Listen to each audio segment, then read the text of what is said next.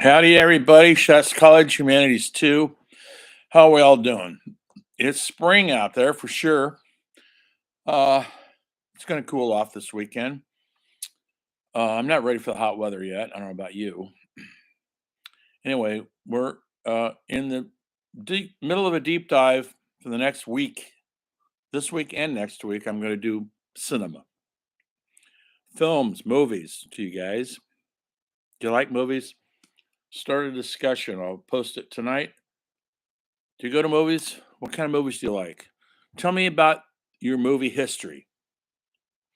Sci-fi, animation, um, historical dramas, foreign films. Yeah. Anyway, tell me a little something about your movie going habits, and please participate. It is graded at the end of the semester.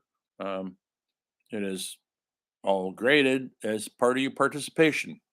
Keep up on your journals. Anybody has any questions, you know how to get a hold of me.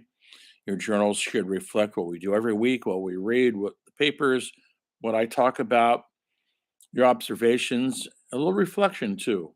Just a couple sentences about each week, 17 weeks, okay? We're going to take a break at the end of the month. We have a week off, so we're ramping up to that. But in the meantime, we're doing films, cinema. We're in the early days. Hope you guys watch that story of film little documentary I showed you. It's a great documentary. It was 6 parts, but we're only going to watch probably that one. But today I'm gonna talk about three silent films that changed the course of film history. Early one was called Trip to the Moon. That's not the real title. That's the American title, English title. It's a French film. Um, about and made in 1903, somewhere around in there. Film had just been around for a little bit, and this French filmmaker uh, was very inventive, became addicted to the camera. And if you watch it, you're gonna watch it. I hope you watch it because I'm gonna post it. It's only 8 minutes or something. It's a surreal trip.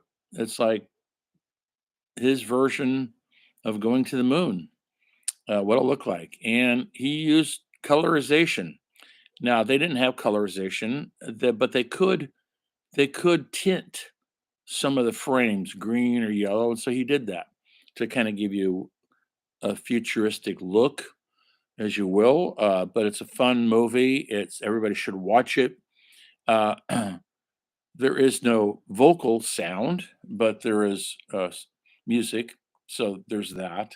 They didn't have the ability to record uh, people's voices yet, and so you had to read the subtitles for the story and look at it visually.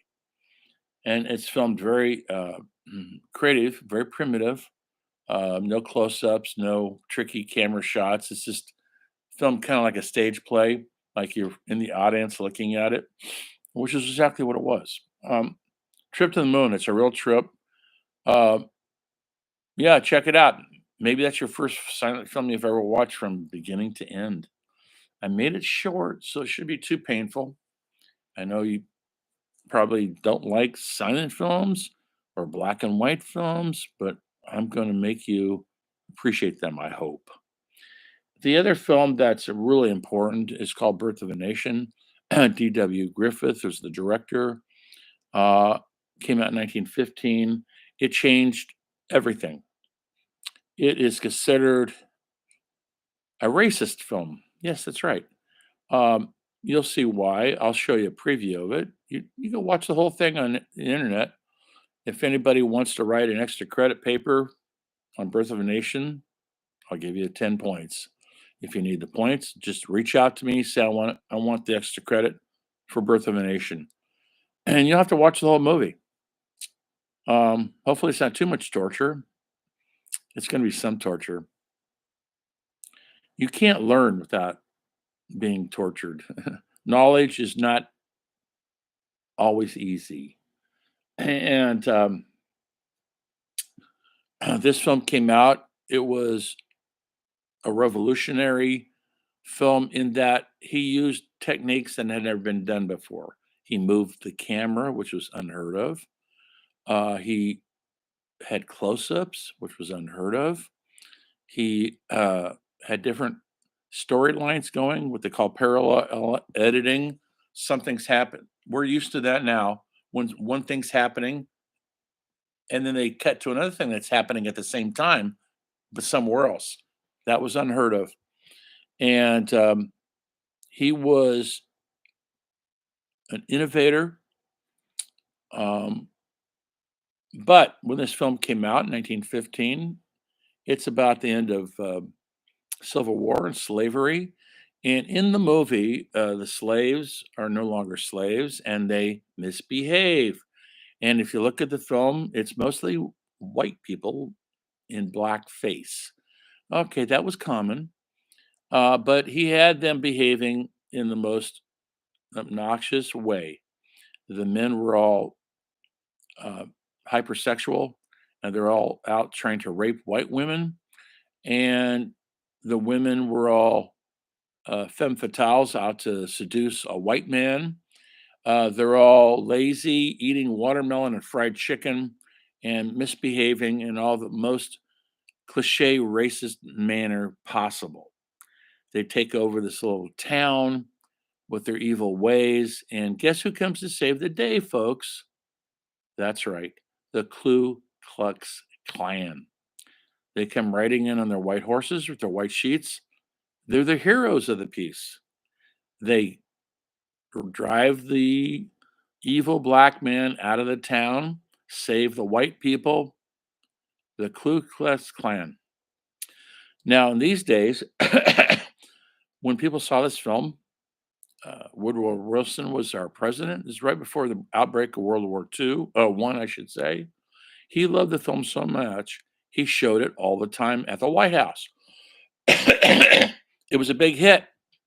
And, pardon my cough, some African American writers in different inner cities like Detroit and Chicago started writing critically about this film, how it portrays black people in this horrible way. But the film was so popular that the ranks of the Ku Klux Klan in 1 year alone, they got 150,000 new signups. It looked like everybody wanted to be in the Ku Klux Klan until these black writers started writing saying, please look at this film critically. Look at it closer. What's it trying to depict? It's depicting a racist world. Yes, it is a racist world. Hard to believe, but we're still living in that. And that's when the backlash on it happened. It's like you would call it woke. It was woke. People didn't, they started looking at it differently. And then the film became kind of a negative stereotype of racist filmmaking. D.W. Griffith um, had an asterisk on his name, meaning he's a revolutionary filmmaker, but that put a negative connotation on his work. His next film was called Intolerance, and he tried to make up for that. It's a wonderful, huge, epic film where he essentially tells the story of man from the birth of Jesus to the Roman Empire. I think it stops right on the verge of World War One. Uh, and he tries to make up for the obvious racism of his first film. Now, when they interviewed him in those days, he said, I was only showing what I grew up with. He was, I think, raised in Missouri, Mississippi, and that's what he saw. He was showing his world. Um, he felt maligned, he felt misjudged, and he thought intolerance would erase the bad taste in people's mouth on the birth of a nation. It did not, but it sort of did. And when I lived in Los Angeles as a struggling screenwriter, the sets for Intolerance were still up. They filmed it out in the eastern part of LA, city of Downey. They built the sets out there, and some of the sets were built. Now, there's a freeway out there now that wasn't there then, of course. And they built those sets for real, folks. They're 4 or 5 stories tall, and they were still there when I was out there in the '80s. They've since tore them all down because we gotta put malls in and we gotta just put a new Costco in instead. But for a while, those sets stood for like 60 years, the sets of Intolerance. He had thousands of extras. This is before computer generated imagery. They used thousands of extras and costumes. They used real elephants, real horses, real everything to film this epic movie called Intolerance. And it's an epic of the highest order, but Birth of a Nation, I'm afraid, foreshadows it. He didn't have any career really when it came to sound movies, and he's known as a cinematic icon in Hollywood. And if you ever go to Hollywood, have you been there? Go to the Hollywood Cemetery way out there at Santa Monica Boulevard. He's buried out there. I happened to be filming a movie out there in the early '80s, and I wandered in the actual cemetery, and I wandered around and I found his grave accidentally. It's huge. It's got a water fountains. Someone's paid a lot of money for that plot of land because that plot of land is worth a fortune, and his family keeps it up. D.W. Griffith, much maligned filmmaker. Was he a racist? Probably. Um, but was he a revolutionary cinema genius? Absolutely. Okay, so now the third film I want you guys to look at, and it's what you're going to write your essay about. I'm going to sign it tomorrow, not tonight. It's going to be due next Friday. It's called The Kid, Charlie Chaplin. Maybe you've heard of him. Maybe you've seen some excerpts from his movies. He's famous. City Lights, Modern Times, The Little Tramp. He created this character called the Little Tramp. He's like a hobo, charming as hell, always getting in trouble with the law. The Kid was his first big breakout film. It's short. I think it's 45 minutes. You're gonna have to watch it because you're gonna write your paper about it. It's on YouTube. I'll post it. You don't have to pay for it. Watch the movie and critically review it. And I don't mean give it a thumbs up or thumbs down. I don't like it. It's slow. I know all that. What makes it matter? Always look at that. 1921, he made that movie about a tramp. He calls himself the Little Tramp or a hobo, whatever you want to. Now they'd be called homeless. Although in the movie he has a little crappy apartment, and he's doing the best he can. He's a con man. He's living on his wits, and he sees a woman, a wealthy woman, who abandoned the baby because she couldn't take care of it. He takes the baby and he raises it as his own. It's a sweet, heartfelt story. Now he's raising this child in poverty, and they become kind of con men together. Uh, he breaks windows in people's houses. The little boy does with the rocks, and then Charlie Chaplin's little tramp shows up, offers to pay the owner a fee for putting in new windows. They're totally scamming everybody, and they're working pretty well together until social services, although they called it something else in those days, uh, came looking for him, and because he's not the rightful father of this child, and they take the child away from him. The child's maybe 8 or 9, 10 years old. It's heartbreaking because they love each other. It's the only family they know. The wealthy woman now is heartbroken that she gave her child up, and she's looking to try to get the child back 10 years later. And but now the child's kind of lost to everybody. The authorities take the child from Charlie Chaplin's character, the little tramp, and they put him in a home for boys. Not a happy place. Well, it all ends up well because the woman comes back. She's wealthy. She's a singer, and she's had some fame and fortune. And her and Charlie kind of maybe start a romance up, the tramp, and they get the little boy back, and they all live happily ever after.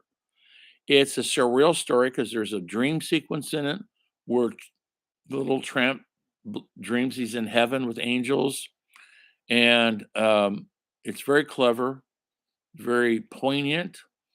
The acting is great. No dialogue, by the way. You know, they're pantomiming. Silent films, they pantomime. They're broad gestures with their hands, the facial expressions. When they get angry, they're really mad, and when they cry, they're really crying like this. It looks corny. That's how they did it in those days. So don't judge it too harshly. They pantomimed their pain because they couldn't say words. And so, because of the heartfelt film and the surreal imagery of them being angels, they all have wings, they're all flying around. It's very creative. Chaplin was a creative genius. Maybe it'll prompt you to watch his other films, The Gold Rush, Modern Times, City Lights, The Great Dictator, which is with sound. Is the first time he ever spoke. Um, and then he was banned out of Hollywood for his sympathy towards communism in the 1930s. He wasn't a communist, but he had sympathy towards them. A lot of people did, a lot of artists did in the 30s when we're in the Depression. And that's when you got to put in historical context. The government was failing. Our government was failing. We're in a depression. People felt like Washington had abandoned them. A lot of people turned to communism as a way of hope. Believe it or not, Marxism, if you've ever read any Marx, don't be judgmental, folks.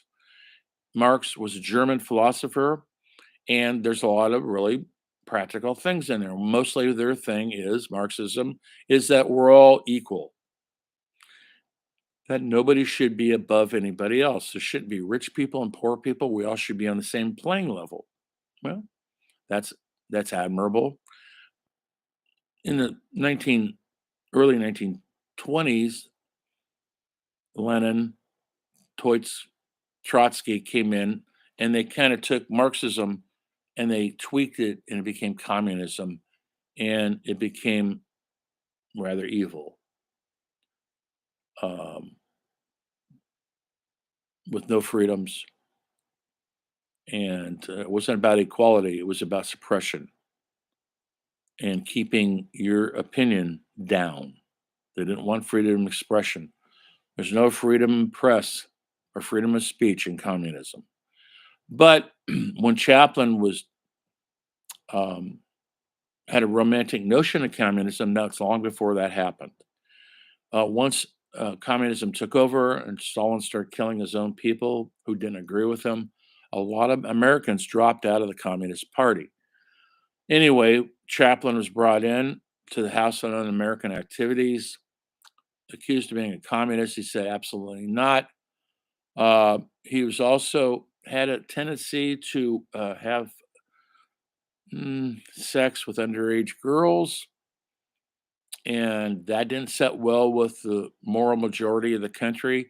And in about 19 after World War II, he was essentially deported. He's a British citizen, wasn't born here, and he didn't come back to this country for 20 years. They essentially said, "You're not welcome. You like to have sex with younger women." He did marry very young women. That's true. Um, and he was suspected of being a communist sympathizer, and we got rid of him and during a very uh, grim time in America where there was this thing called the communist witch hunts, the 1940s and 50s, um, and he was a victim of that. So, but look at his movies and judge his movies, not his sex life or his um, political beliefs. The Kid is a heartbreakingly funny movie, creative. You're going to watch, it's probably going to be the only silent film you ever watch from start to finish. It is around 40 minutes long, and you're going to write about it. And I'm going to make sure you're right about the whole thing, not just the beginning. Don't Google it and just get a thumbnail sketch because I'm going to be testing you on it. Anyway, I won't assign that till tomorrow. Um, that's the three films I wanted to introduce you. That's all we have time for the silent era. I've taught this course in other colleges. I've taught silent films for years. It's a rich vein of American international cinema, mostly American. We had the technology, we had the money. Most countries didn't have that. They were making silent films other places, Japan, but we're only sticking to these American ones right now. And these three films are all game changers. They matter. Most silent films are destroyed because they no longer exist, simply because you have to store film in climate control buildings. And Hollywood years ago started to destroy the old silent films to make room for the new films. And so hundreds and hundreds of silent films were literally thrown in the dumpster. A lot survived, and they're precious. And there's film societies, Steve Spielberg, George Lucas, Francis Ford Coppola, Martin Scorsese put in millions of dollars to save our historical silent films. They're that important because it reflects on who we were at a time in history that we didn't live through. Your great grandparents lived through it. My great grandparents lived through it. I only know that era through those movies. And they are a wonder to they're a time machine. It's important to know our history, um, besides our current history. So, on that happy note, keep up the good work. Um, you know how to get a hold of me if you need it. Don't abuse it. Tell me who you are, what class you're in, because I have several classes. And I'll see you next week with a story film. We'll continue. Look for next announcements, next documentaries to watch in your next discussion and the next assignment, which I'll sign the next day or two. Anyway, good night.